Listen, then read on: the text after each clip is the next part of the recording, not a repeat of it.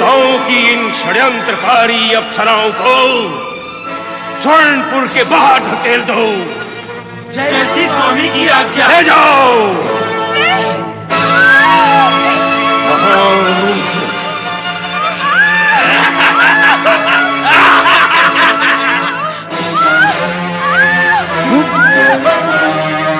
अरे ये तो अप्सराएं हैं। हाँ, मेनका और रंभा।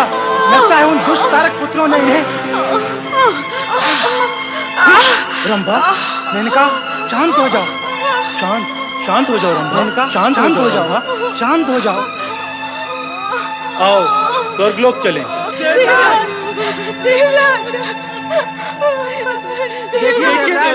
देखिए ये क्या हो गया। हमने तो आपसे पहले ही कहा था कि हमें वहां न भेजिए। आपकी आज्ञा के कारण हमें अपने प्राण संकट में डालने पड़े। यदि अग्निदेव और वरुण देव वहां न होते तो न जाने हमारी क्या दुर्गति होती। उन्हें ये ज्ञात हो गया है देवराज कि आपने ही हमें भेजा था। अब उनका क्रोध तो आप पर बरसेगा।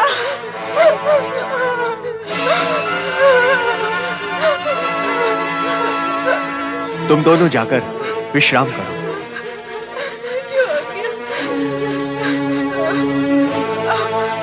बताएं गुरुदेव, अब हमें क्या करना चाहिए? पुनः भगवान श्री हरि विष्णु के शरण में जाने के अतिरिक्त अन्य कोई उपाय नहीं है देवराज।